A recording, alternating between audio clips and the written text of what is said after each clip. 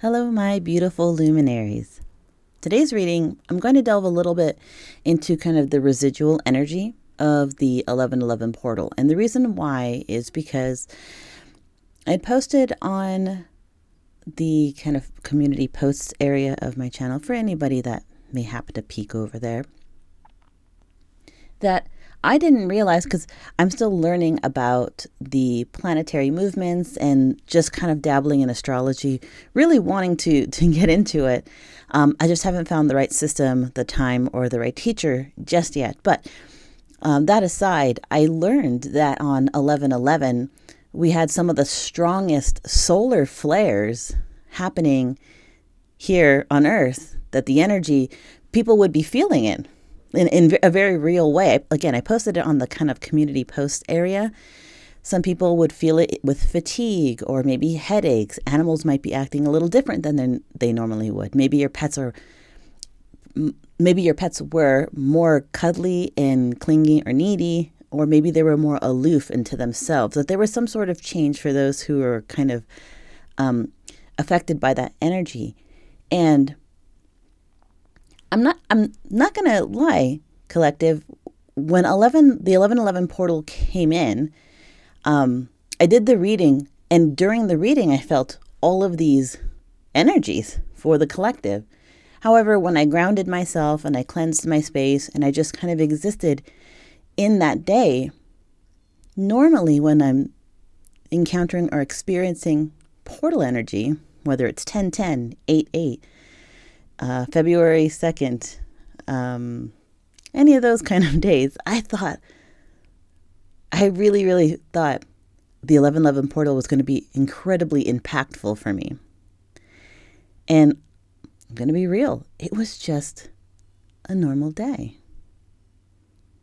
I didn't feel any significant spikes, although I will say I did have some aches and pains in my body from an old injury from when I lived in a different state than I do now, from a work injury. And I did have headaches, and my pets were acting different. So I guess in that way it manifested. But I was sort of expecting it to be in the body. Now, that's not to say that there wasn't an energetic shift within myself and in the community, but it might be one of those shifts that kind of happen over time. And I kind of sat with that energy, and I thought, maybe I should do another reading for those that, like me, didn't feel anything bombastic on the day.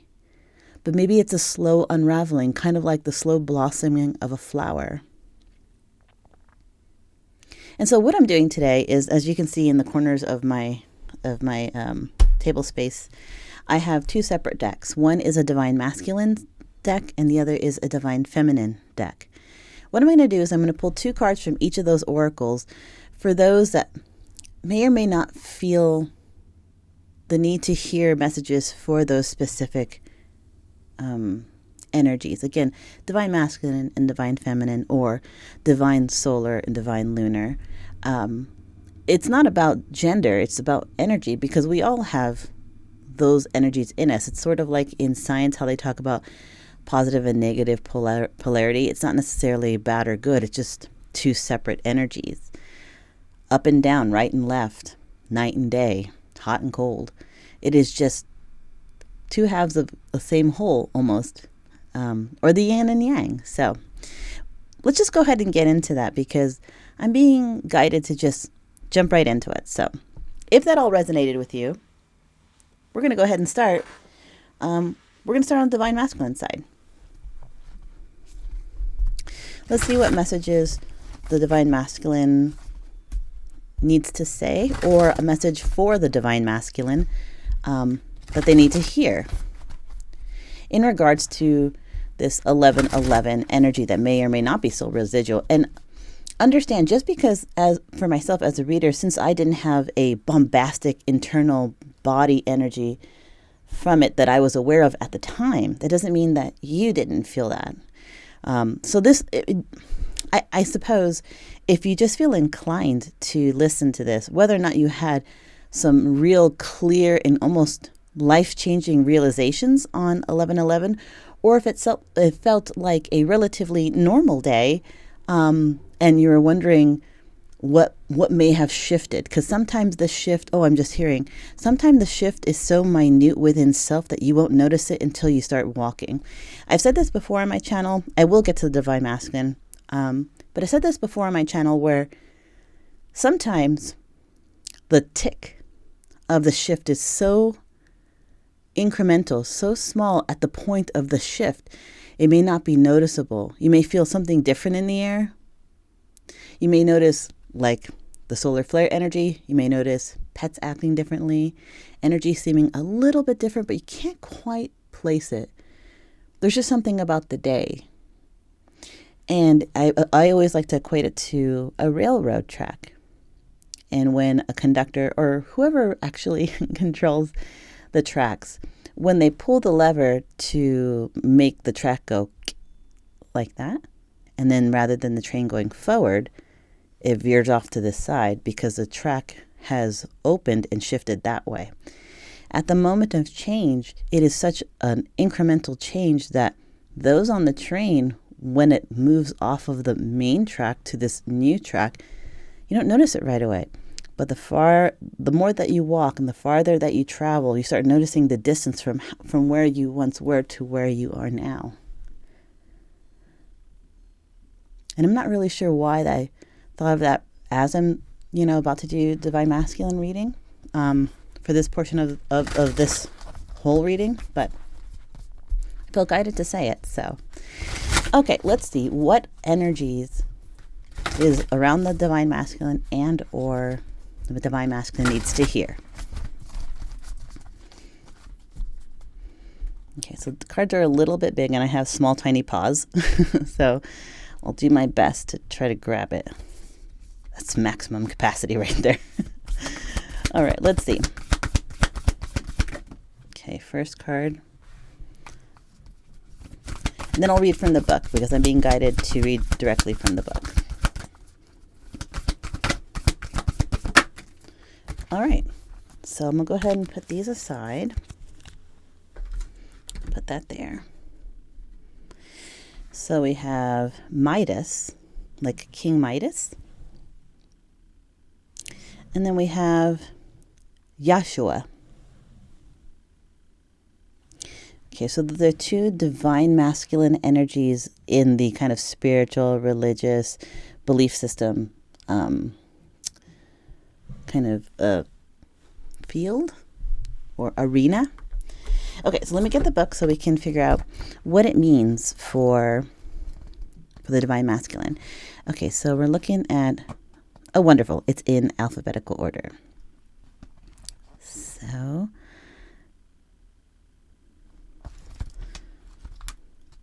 pardon me while I flip to the page. Okay, so for Midas, well, I don't know why I'm starting with, okay. Yeshua is the first card, but I'm starting with Midas because of the fact that it was face up.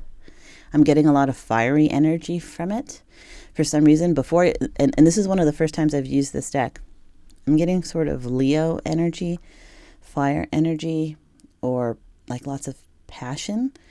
So yeah, we're just going to start with Midas first. Gently consider where you are choosing to Gently consider where you are choosing to prioritize your valuable time and energy. When pursuing a desire, the chase is often more about the experience or emotion than the actual attainment of the object itself. In Greek mythology, Midas, the king of Phrygia, I hope I'm saying that correctly. If I'm not saying it correctly, I apologize profusely. Please, put it in phonetically in the comments. But which is now central Turkey. Let's start that again. Now, there's a reason why I'm stumbling over my words. I just heard, pay attention to your stumbling. It may be, for the Divine Masculines, it may have been a hard-won journey to get to where you are right now. I feel like perhaps the Divine Masculine in this situation, again, gender does not matter. This is about the energy. Divine Masculine is about action, is about fire, passion, structure. I'm trying to hear what I'm being told. I'm just hearing fire in action, mostly. Okay, so that's what we're focusing on. But the reason why I'm being told to pay attention to my stumbling is perhaps for the divine masculines, whoever you may be in the collective. Maybe you've been trying to start something or get something off the ground for a while, and it hasn't quite gone to plan. Like maybe you had every intention to really get something going, to really get something started, to really pursue something, to really be 100 about your energy, but something always stopped you or delayed you or sidetracked you, whether it was yourself, extenuating circumstances. There was something that always kind of sidetracked you. That's kind of what it feels like. Okay, so we're going to continue on. I'm going to start again. In Greek mythology, Midas, the king of Phrygia, oh my gosh, someone please put it in the comments, which is now central Turkey, is most remembered for his Midas touch, a phrase still used colloquially. The story goes that Dionysus granted Midas a wish after saving his mentor, Silenus. Midas, not known for his night. Again, the start and stop energy is crazy. Now I'm hearing. I tried to say intellect, but I said intect, which not a word. I know that. But what I heard is the effort for this fire sign. Again, Leo. If you have a strong Leo placement, or if you pay particular attention to Leo energy or fire energy in any of your houses in Venus or Mercury or Mars, that might be specific for you.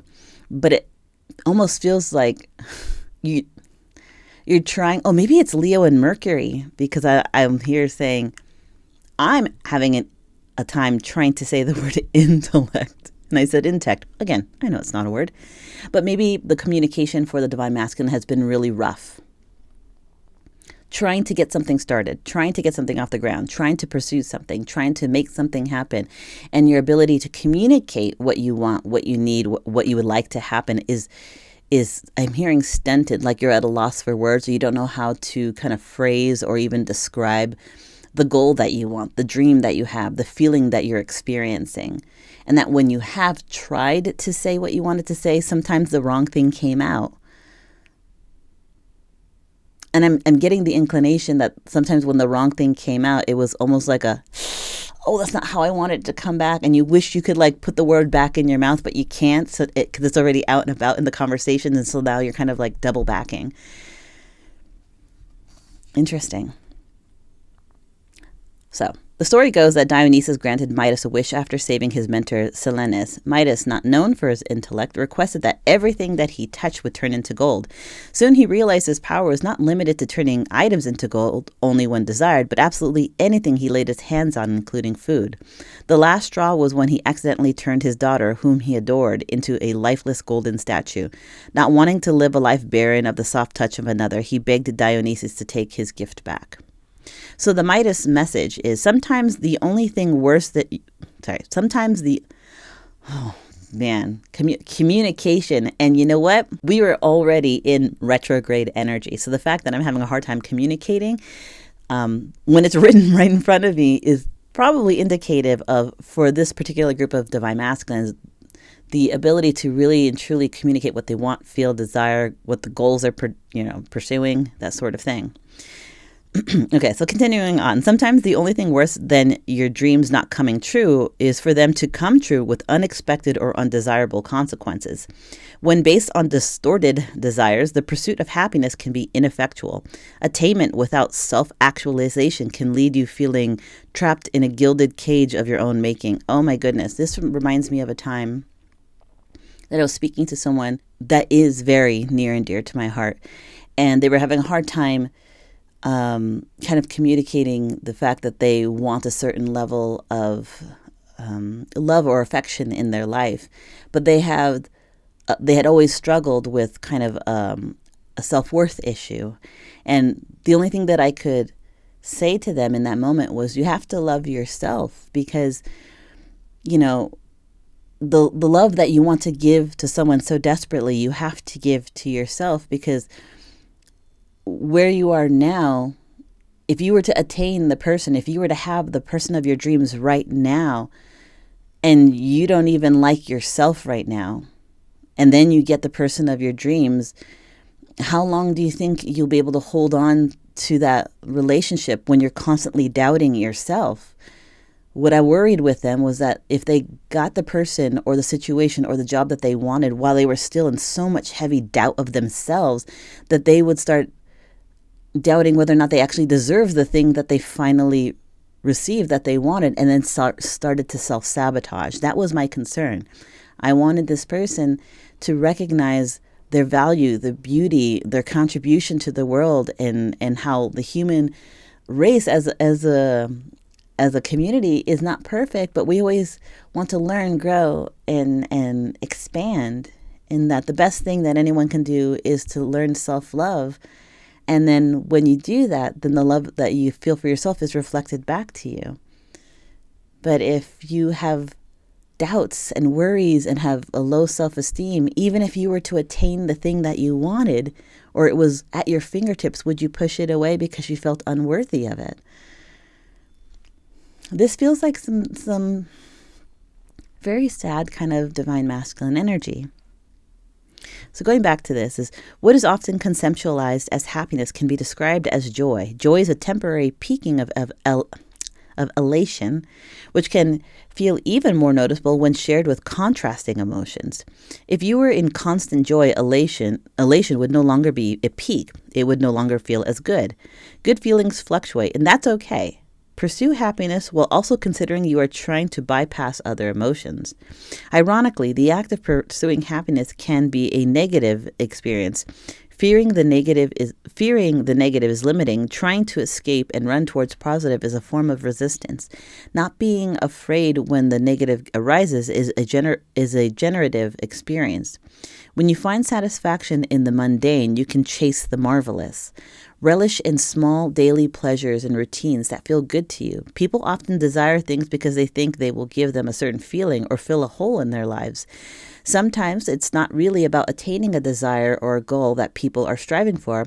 It's the way they think it will make them feel once they get it. Oh my gosh, just what I just said. When you pin all your happiness on receiving something, you may get it and realize that it hasn't transformed all of your shadow into gold. When the arrival of a manifestation doesn't bring the expected ecstatic joy, it is incredibly disappointing. Work on the underlying shadow. Arriving at a state of contentment outside of big life wins will help you enjoy those moments more when they arrive. Instead of having them be the escape from difficult emotions, they can be a lovely addition to the inner world that has already received careful attention. Being content does not mean that you stop desiring change and no longer have goals to strive for. Enjoy the process and don't connect your happiness to an outcome. The journey will feel so fruitful and rewarding. The journey will feel so fruitful and rewarding that the outcome will be the cherry on top of an already awesome Sunday. I love this card because it maybe that's the reason why I started with it, was because I felt like I had this kind of card energy. I had this conversation with someone before. Okay, so now we'll go to Yeshua. So Yeshua, the stab of betrayal cuts deep, making you lose faith. Soothe your aching heart as you move through the tears and pain. The life story of Yeshua, also known as Christ, the Lamb of God, and many other titles, is perhaps one of the most widely discussed and theorized of all time. There are many narratives, religions, and belief structures across the world centered around him. A highly contested topic, it is impossible to know the exact story of their life. It is theorized that Yeshua was born sometime between 6 BC and 4 BC, referred to in many biblical and historical texts. He is viewed in many forms: a healer, a teacher, a savior, and part of the Holy Spirit. There is a theory among some circles that the second coming of Christ is here in the form of Christ consciousness, or unity consciousness within the collective at large. There's a wealth of lessons to glean from Yeshua's life and experiences, including his unwavering devotion to his cause. Interesting. I use that sort of wording when I talk about the Knight of Pentacles. I use unwavering devotion or unwavering determination. That sometimes it takes a while, but nothing is going to stop that energy. So interesting. Some sort of synchronicity for me. Include his unwavering devotion to his cause, profound teachings, compassionate wisdom, and the intimate exploration of the core of human experience, marked by adversary betrayal and resistance. The culmination of Yeshua's challenges unfold with the betrayal by one of his apostles, Judas, ultimately leading to his crucifixion. Now, the message behind that's just kind of the story of who that figure is. Yeshua's message is, betrayal from someone you have not put your deepest trust in I don't know if I said that right. Betrayal from someone you have put your deepest trust in feels like a soul-crushing stab in the heart. It can have you questioning humanity and whether you want to place your loyalty in people anymore in both platonic and romantic relationships. I'm looking at the clock right now. It's 11:11 currently, and I have a message. So I'm going to go ahead and look at it and see what it says. Give me a second while I click on it.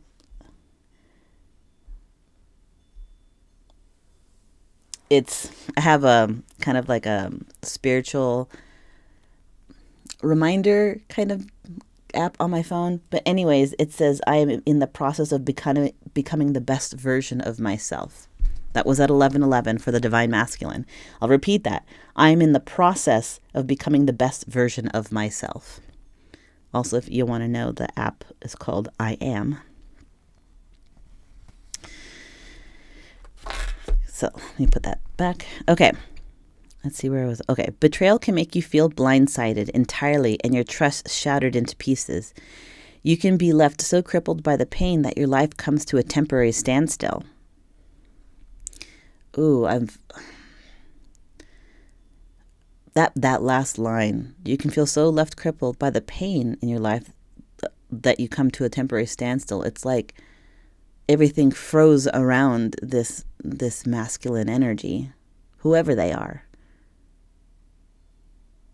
Whatever hurt or pain, emotional hurt or pain happened, everything froze around them, like encased in ice. Like there was, like, not only that they felt stuck, but like I'm feeling very like,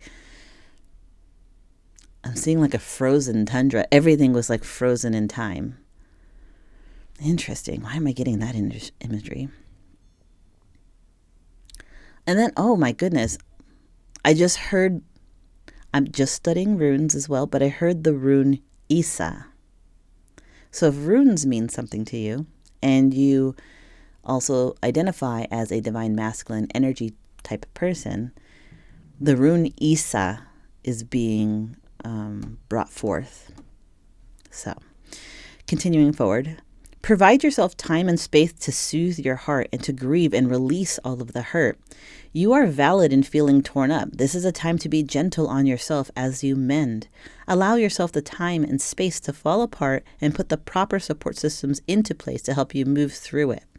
Using logic and distractions will draw out the process and may result in lingering resentment and difficulty in moving forward, and could be a point of contention in terms of trusting in future connections. Sensitivity and trust are qualities to be proud of. There is no need to feel ashamed of being open and loving and for feeling deeply. Once you have given yourself space to cry, to release your anger, and to feel everything that you need to feel, it's time for reflection. Look back and see if there were any signs indicating to you to have stronger boundaries. Sometimes we are blindsided. Other times we can find ourselves letting small discretions slip out of understanding and not wanting to, letting small discretions slip out of understanding and not wanting to lose the connection. If during your reflections you feel that there were signs that were ignored, think about how you will handle similar situations in the future. You are not to blame for bad behavior directed at you, although it is important to hold yourself accountable for the choices you will make afterwards.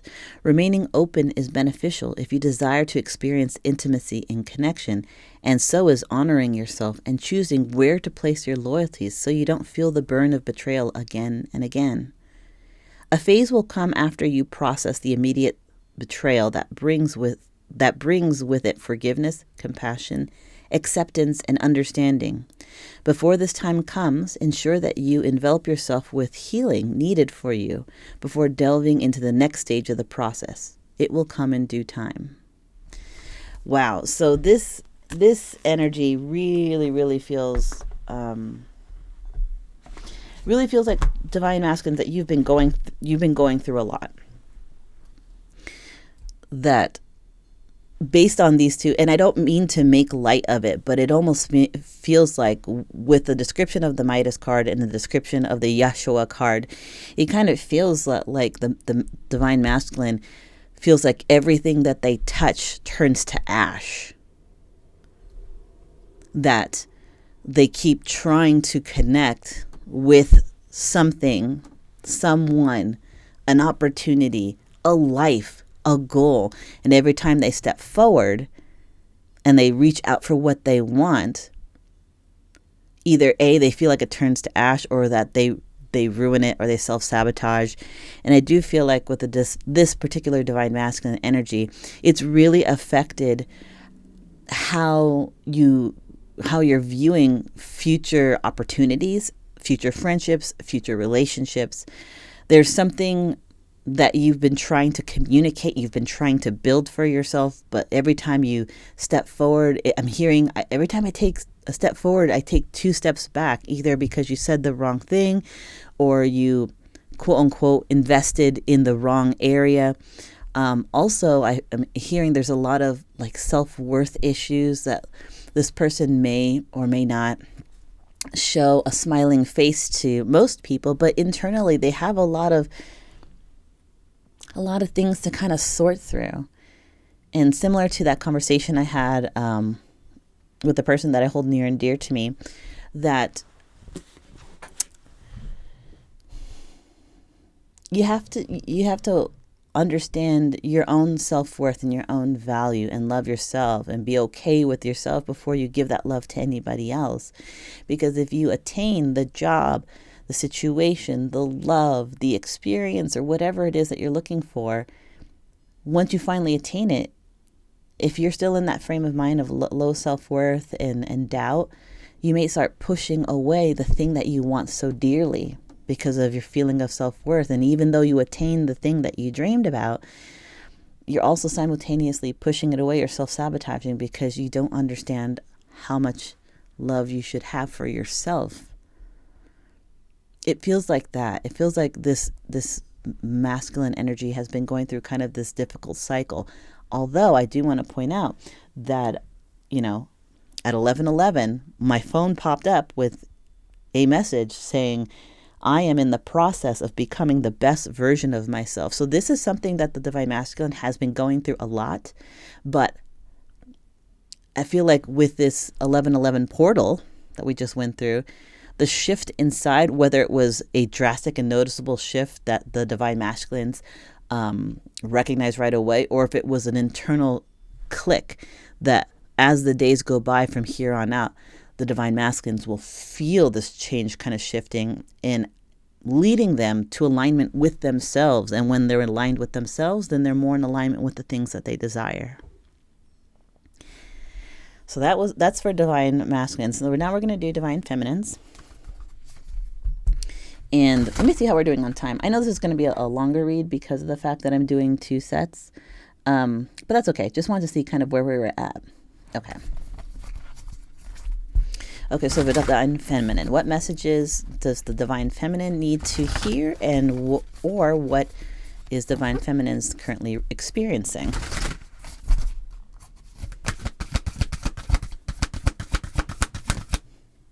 Okay, we have 1. Kuan Yin, the goddess of compassion. I recognize suffering in order to release it. Curiosity breeds compassion.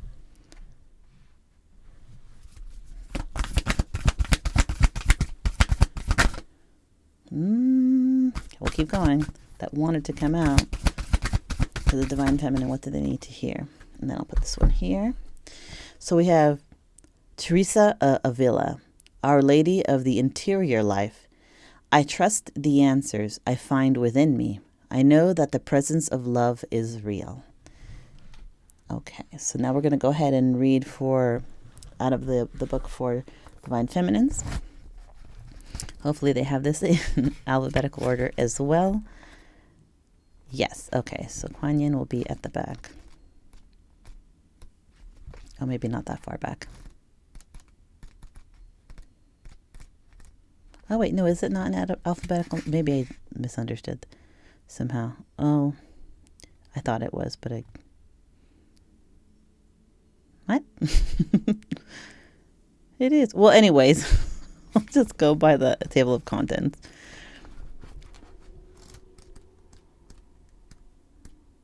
Okay, so Kuan Yin, goddess of compassion. I recognize suffering in order to release it.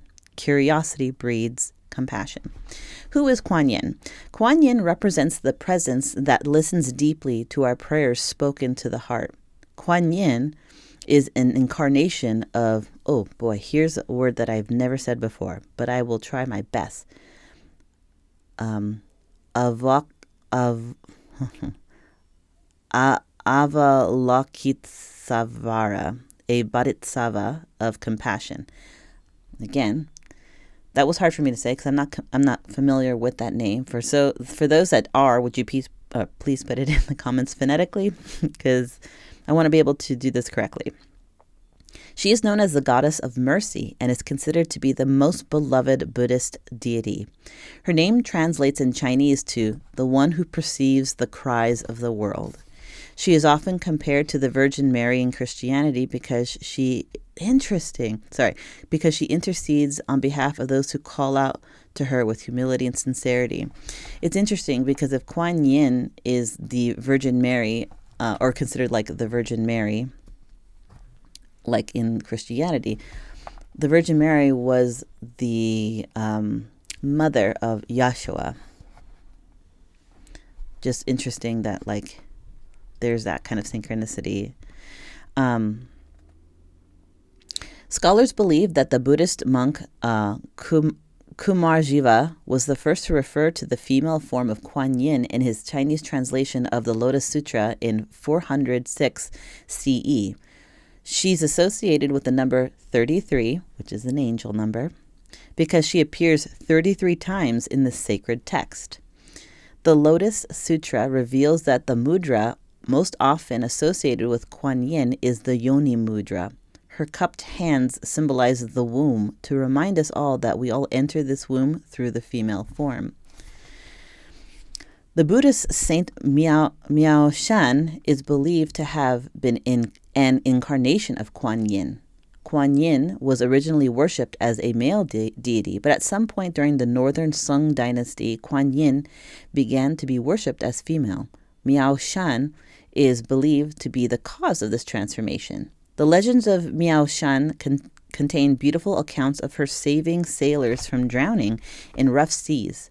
Kuan Yin is associated with jade because of its protective properties.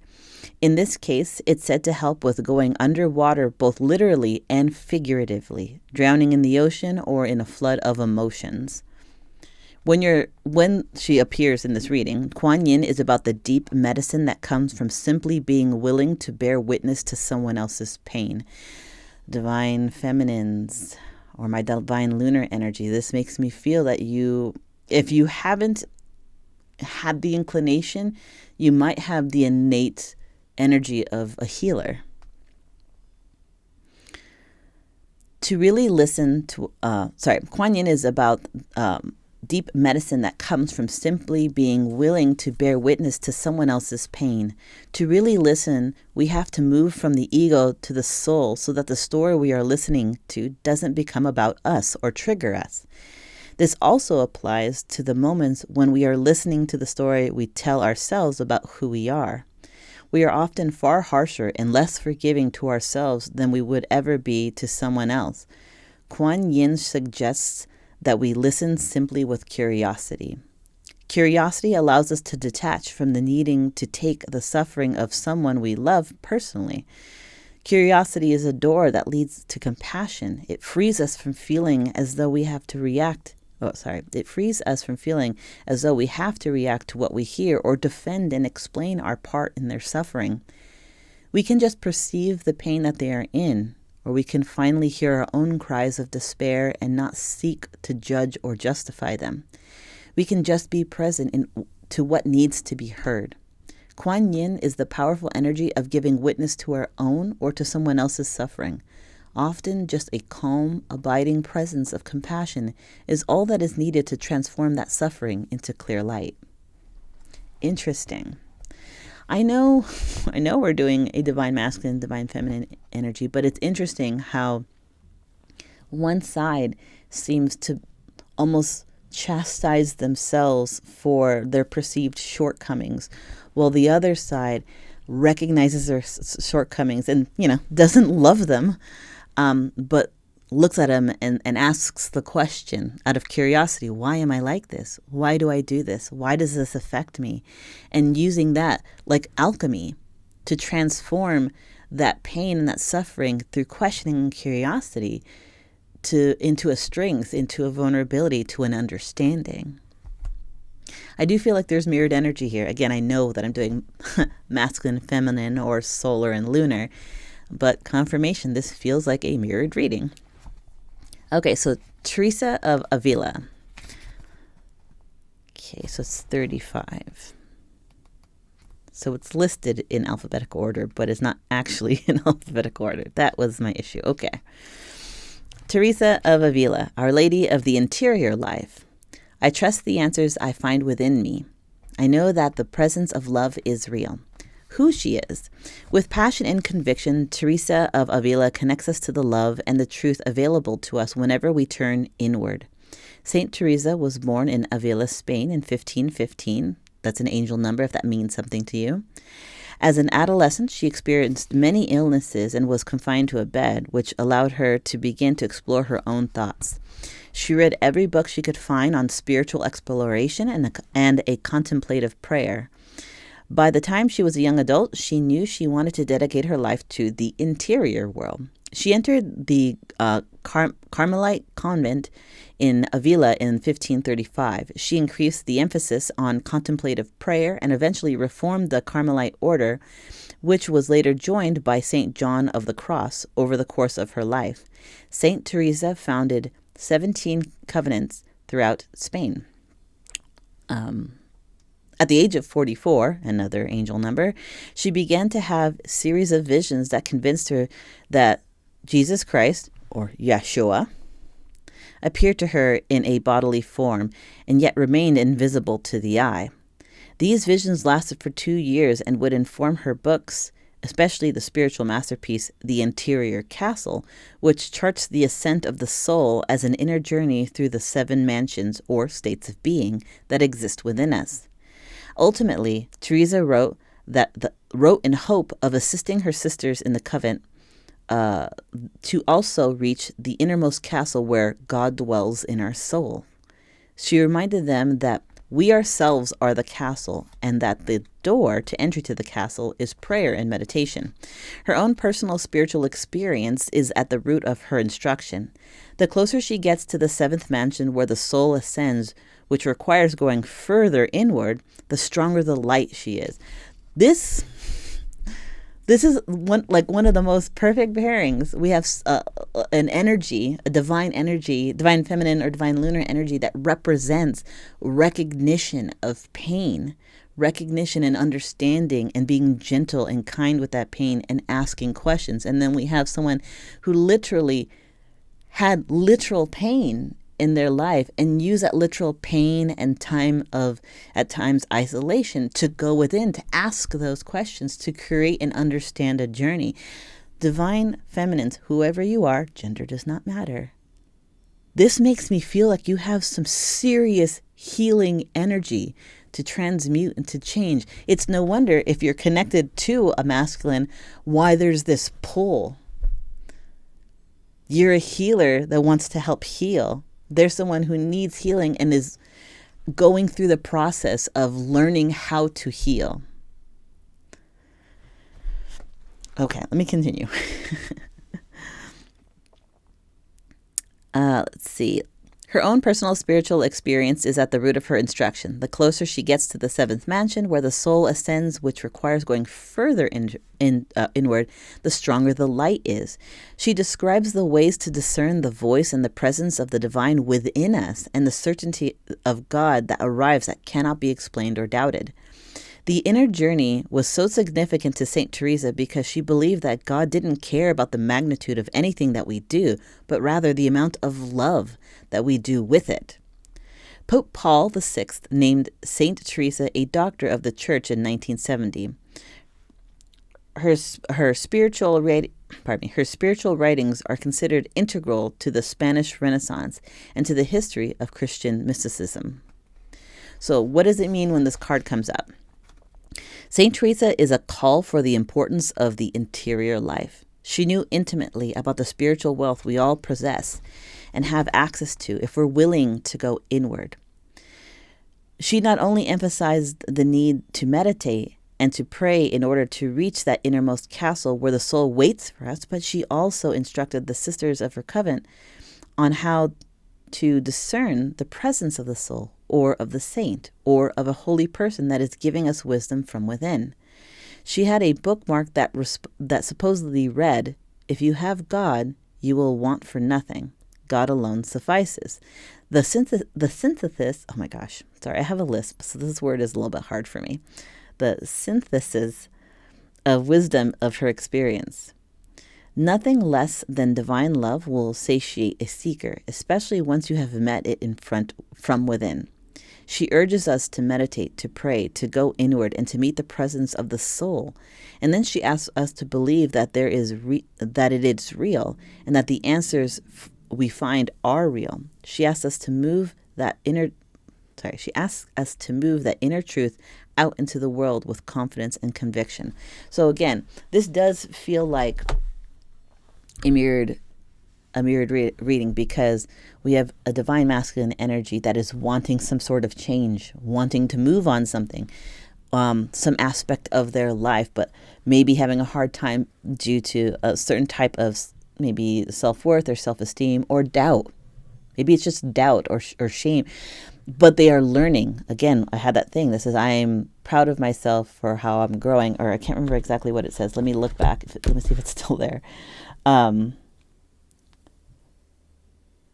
Oh no, what came in at 11:11 was, I'm in the process of becoming the best version of myself. And the reason why I said I'm proud of my progress and growth was because I looked over to see the time while I was talking, and another I am message came in, and that one was at 11:17, shortly thereafter. I am proud of my progress and growth. So we have two messages that directly link this reading.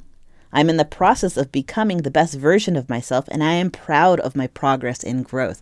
This tells me that the divine masculine has been having some hard times, but they've finally found the light in the dark. That they're finally figured out how to move forward. With the divine feminine or the lunar energy, it exists. They have shed light on their own hardships and trials, and they know to ask the question. And what's interesting is, because it's divine masculine or solar, divine lunar or divine feminine or lunar, it is mirrored. This energy is this energy, and this energy is this energy. The suffering and the pain and the shame and the guilt or the unworthiness was something that the divine feminine went through, and is now questioning and learning and going inward. And the healing that the divine feminine is doing and asking themselves and being kind and recognizing their growth is what the divine masculine is now doing. So there is mirroring. It's a little bit more on one side than the other, but like there's more journeying in the beginning of healing, and there's a lot of healing with the residual bits of that still needs to journey through, if that makes sense. So take it as it resonates. Maybe y'all picked that up before I even mentioned it, but now we're going to go ahead and get into the tarot. This is just kind of the energy for these two, the solar and the lunar, or masculine and feminine. So we're just going to get a couple of cards, because I already know that it's getting it's going to get it's going to be a pretty long reading, but let's see. Whoop. Well, one card fell out. I'll take this as kind of like the entry energy. We have Two of Wands. This is making a plan. This is not only making a plan, but it's fire energy. Remember, I was talking about how I'm getting lots of fire energy, and lots of Leo, maybe the Leo in communication, but the Two of Wands is about making a plan. This is about looking at everything before you and wanting to take action, and will take action. But first, before you take action, you have to have a solid plan. If you're talking in real life, if you were going to make travel plans to go do something, you wouldn't just, if you wanted to visit Norway, let's just say, you couldn't technically just decide one evening, hey, I want to visit Norway, and then buy a ticket and then leave, because you need to take time off from work if you're working, or notify family members if you need childcare or house sitting, pet sitting. You would have to make reservations at hotels. You would have to make reservations for getting to the airport and back, figuring out how long you're going to stay, if visas are needed, if you're meant to stay there for a long time. There's a lot of things that need to go into planning. And because I'm a video game player, it's also like if you were a video game character and you're going on this quest, or if you played tabletop RPGs like Dungeons and Dragons or Pathfinder, before you go out on some quest, before you endeavor on some journey, you need to make sure you have resources, that you have food, that you have water, that you have, healing potions, all those kind of things before you actually move forward. This is the plan and the blueprints of how this person is moving forward. This makes me feel that, yes, the Divine Masculine has gone through a lot. Yes, the Divine Masculine, or the solar energy, has started really recognizing where it is that they need to put their energy, and they're starting that process. But before they can do anything, before they can really move on something, there is plans to be made. There are things to consider. That doesn't mean that they've lost sight of where they want to go, but it does mean it takes some time and planning. Get 2 more cards.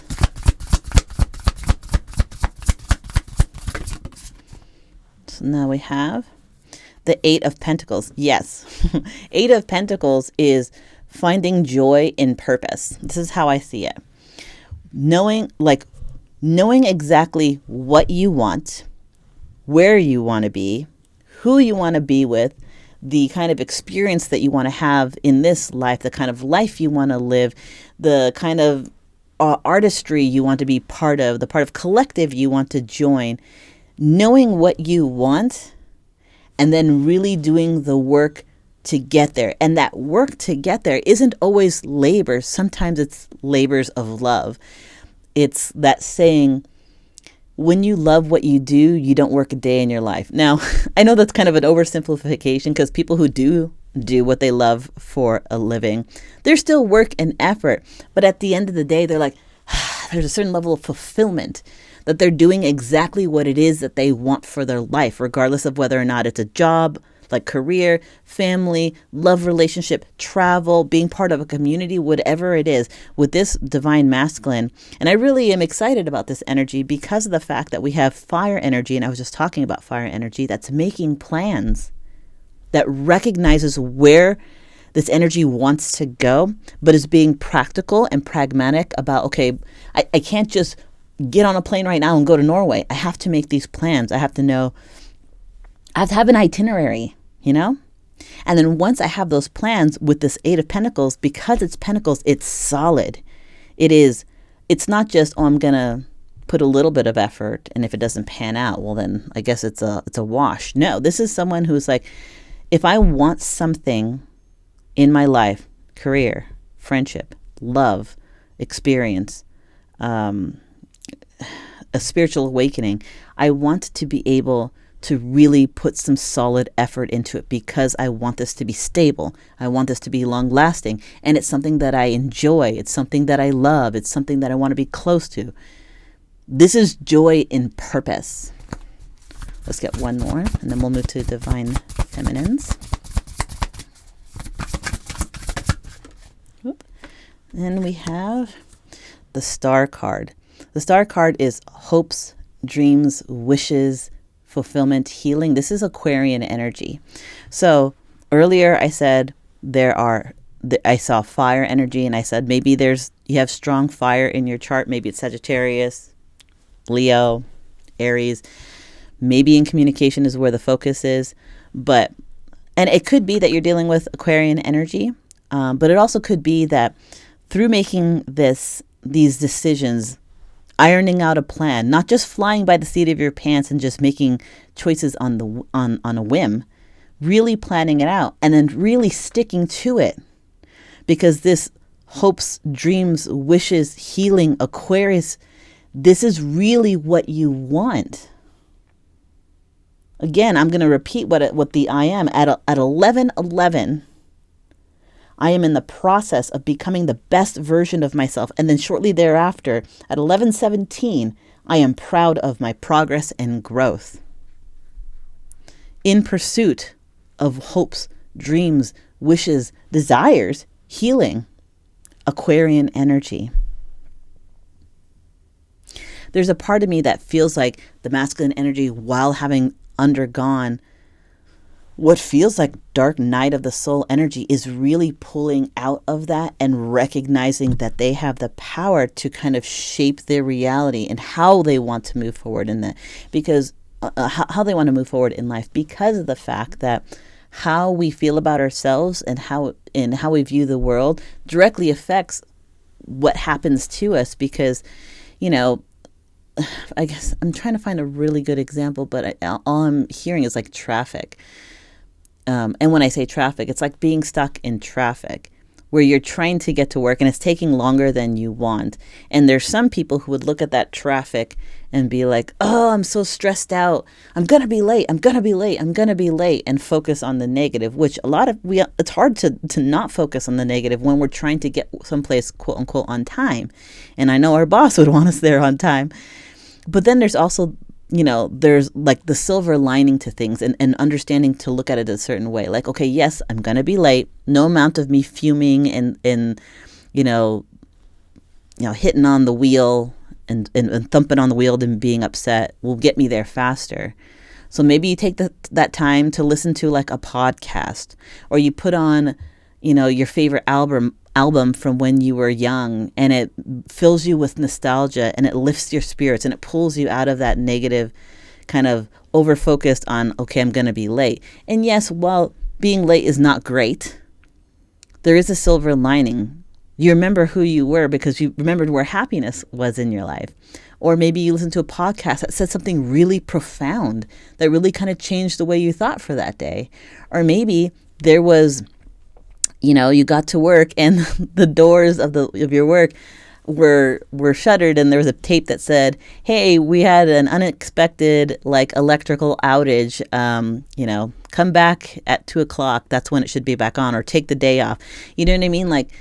It's how you look at something. It's how you view the world, because the way you feel directly affects how you view the world. And that's not to say you're not going to experience that negative things or difficulties. That would be ridiculous. But just because you experience that doesn't mean it has to ruin your whole day. Interesting. I went off like that for a reason. Someone needed to hear that. Okay, so for Divine Feminines, what do we have as the message for Divine Feminines? Or what's going on with them? Divine Feminine or lunar energy.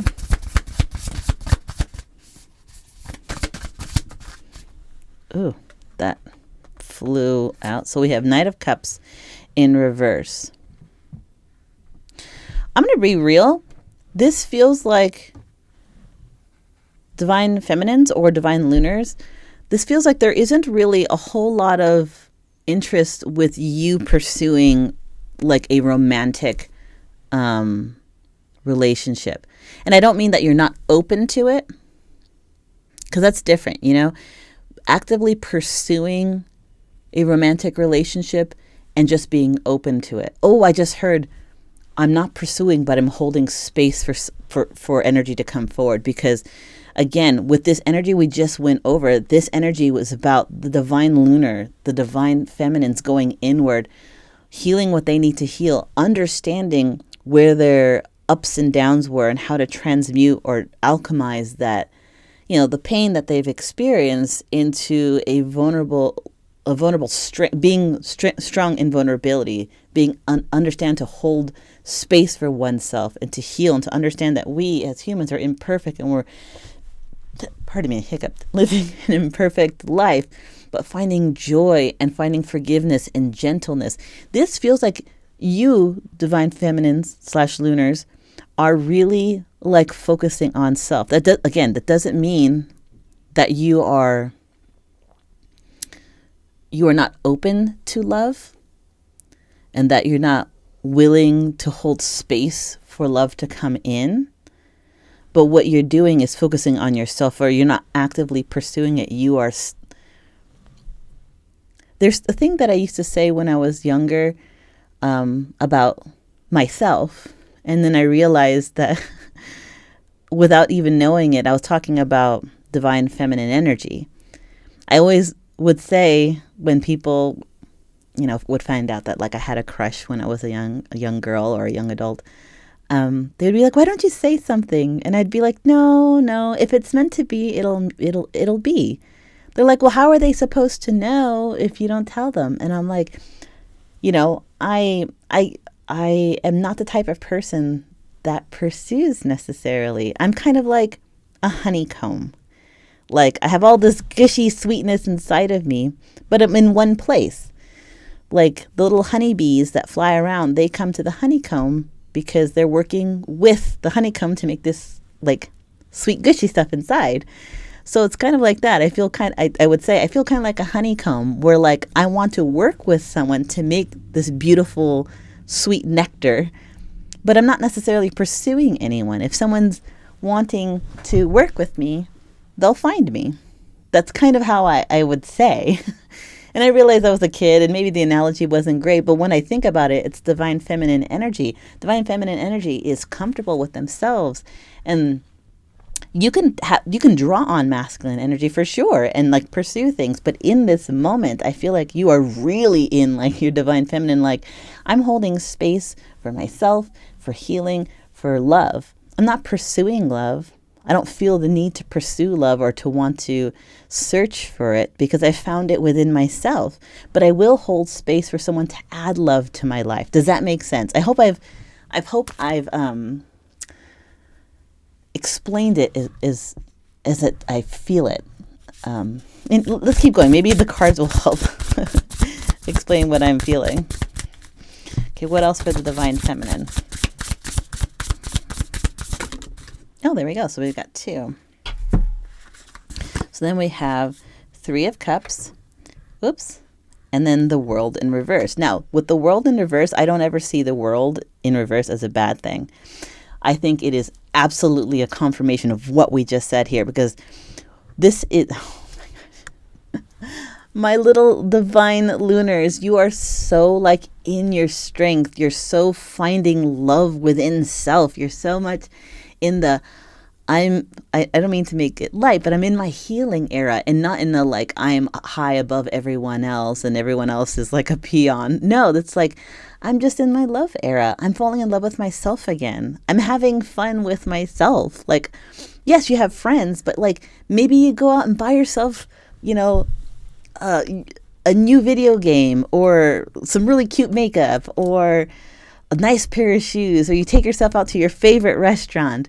And then you give yourself, treat yourself. You go to Starbucks and you get yourself like a cake pop or like your favorite sweet drink, whatever it is, or a steak dinner, like steak and potatoes, and you really kind of just enjoy your own company.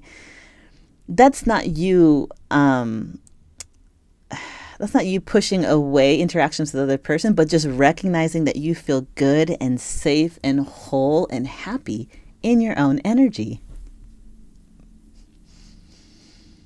I don't know why I just got emotional.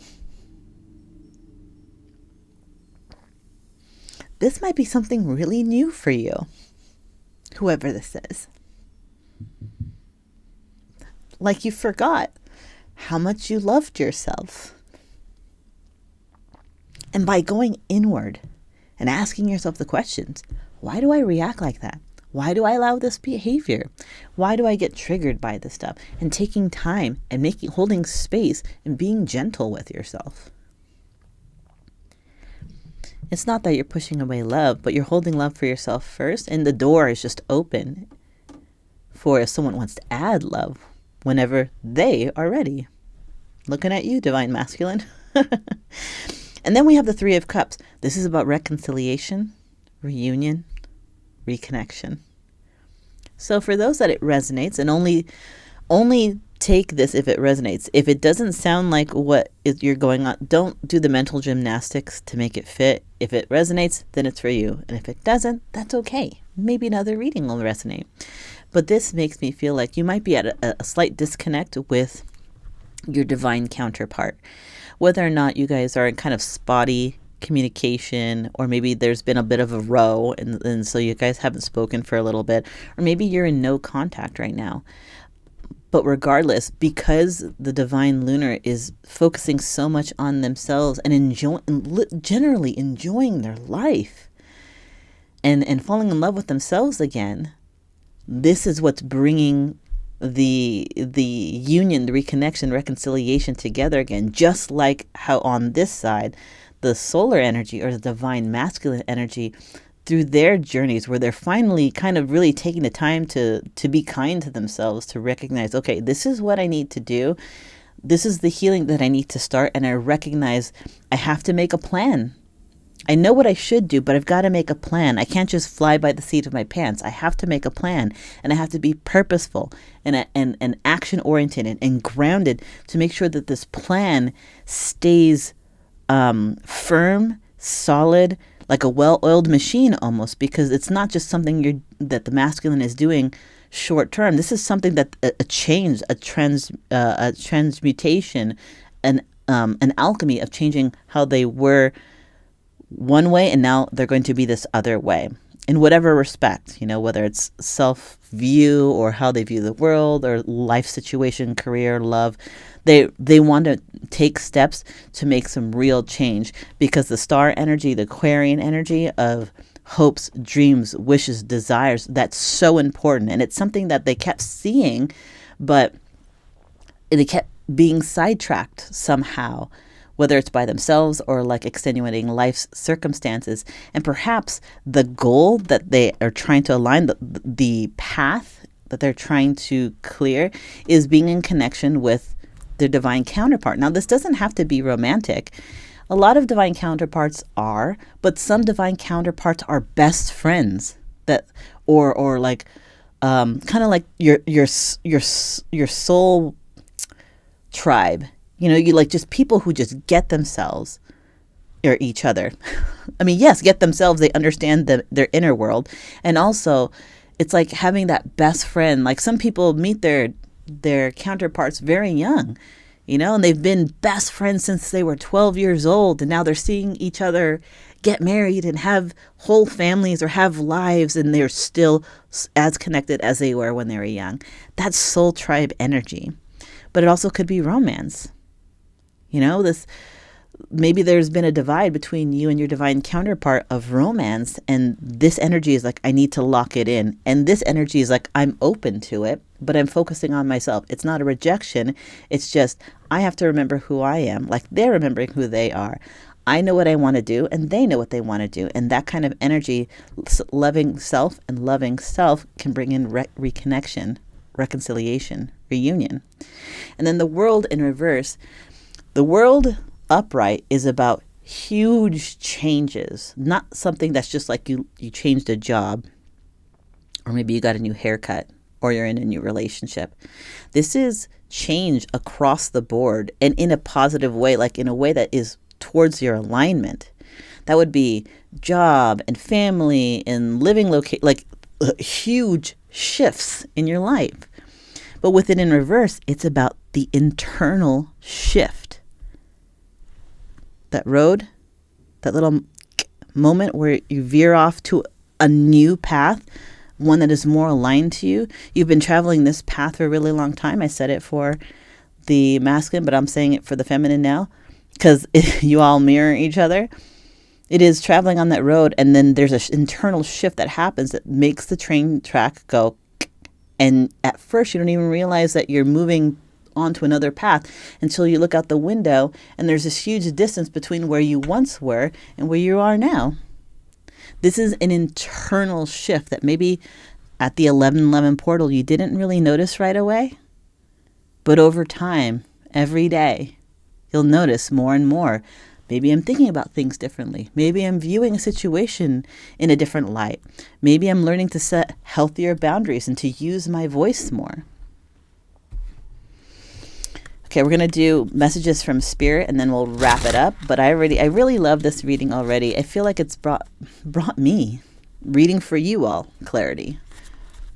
So let's see what we have. Okay. So we have the Four of Pentacles. Interesting. Four of Pentacles from Spirit to the Divine Masculine. And let me move these down a little bit. They're a little bit too high up and I want to be able to see the cards.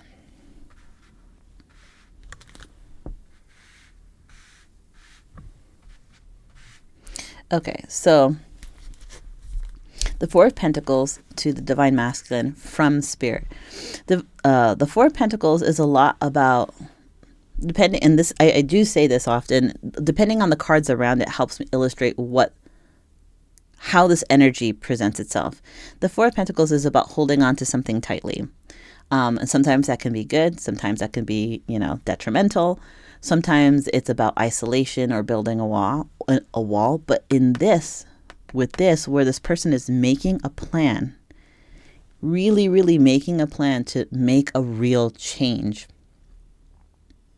and wanting to, in a very grounded way. Eight of Pentacles is, finding joy and purpose, knowing that what you're doing every day is in service, in pursuit of your own particular brand of happiness, the star energy, the hopes, the dreams, the wishes, the desires, the healing, the Aquarian energy. With this Four of Pentacles, Spirit is telling me, don't let this go. Stay on track. You can do it. Don't be distracted. Don't let negative self-thoughts or doubt grab hold of you. You can feel those things and recognize those things and acknowledge those things and move past those things. Don't stay stuck in them. Stay committed to the plan that you've given yourself. Hold on. Oh, I just heard a song lyric from the 80s. And I don't even know what the song is. Hold on. Let me see if I can think about.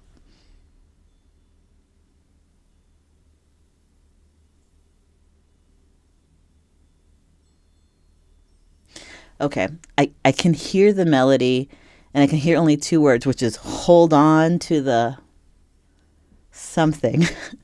So if I remember what it is, I'll put a little a text here about what the song is, and if you're interested, I'll try and find the link and put it in the description box below. But maybe it's hold on to the light. Is that what it is? I don't know. Well, I'll figure it out. But it's saying hold on to this. Hold on to your plan. Hold on to you being present for you, grounding for you, to do what you need to do for you. Because ultimately, when you love and care for yourself, then you're moving into pursuit of the things that bring you happiness, that bring you joy, that bring you love, that bring you healing. Aquarian energy. Just like Divine Feminine is doing that. They're holding space for themselves. They're taking themselves out on dates and doing the inner work and allowing a space for love to come in. Okay, what's another little bit that Spirit wants to say? For Divine Masculines? Okay, then we have the Fool card. It came out like this, which I think is really interesting. The Fool card connecting both sides like that really, really makes me feel like this energy either is one person experiencing the dark night of the soul, having experienced the dark night of the soul and really going through some shit, honestly, and then finding the strength within themselves to pull themselves through, to heal, and to hold space for new love to come in without giving up their healthy boundaries and without jeopardizing their self-love and self-worth. That's one. Two, it is a divine masculine in pursuit of happiness, a divine feminine in pursuit of happiness, and that's where the connection is. We do have Three of Cups here, which is reconnection, reconciliation, and reunion. The Fool card is being willing to go on that journey. Divine masculine and divine feminine. Are you both ready to go on that journey together? It feels like reunion energy. It really does. But I'll let you be the deciding, voice in that, because it is your reading. And however it's going to resonate with you is how it's supposed to. I can tell you what I'm feeling, but if you see the Fool card and you're looking at the reading as I was reading it and you got a different message from Spirit in real time, take that, because that's what you were supposed to hear. That's your intuition talking to you. All right, and so for Divine Feminine, what messages are we going to have from... Oh, okay. Sorry. I just hit my microphone. So we have Seven of Cups. This is about fantasy. This is about dreams. This is about the... What's the word? How do I want to say this? Like, almost like the possibilities are endless.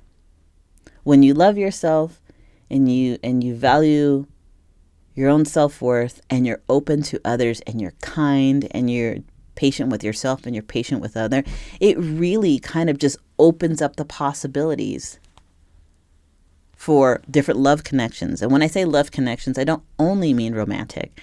I do mean romantic, but I don't only mean romantic. It means that this divine feminine energy, this divine lunar energy is holding space for themselves, and also having a door open is welcoming in new romantic love in their life, or past romantic love to come back in a healed way, or opening the door for new love in friendship, making connections, building your soul tribe, having the door open and holding space for love. Maybe they want to create life. Maybe they want to have children if you can have children. Maybe they want to open their home to a rescue animal and to bring in love. Like, when you love yourself and you feel good about yourself and you're patient with yourself and you understand that we are going to fall down, we just need to get back up and look at, okay, why did I fall? Did I trip over my own self? Was there something in the way?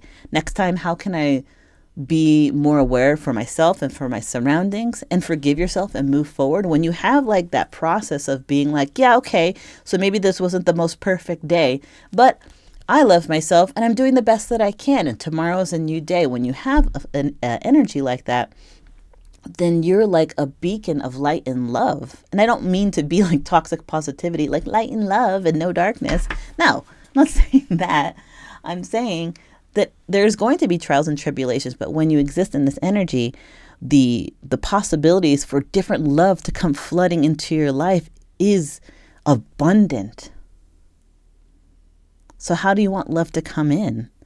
You're kind of spoiled for choice now. There's like a lot of fantasy kind of energy in this Seven of Cups. There's lots of choice. And fantasy could be like, oh, you know what? I could start that kitten rescue. I've always wanted to. That's tons of love. Little balls of furry love. Or puppy rescue, or an elderly dog or cat rescue. Maybe you want to teach art. That's a collective. That's a type of love.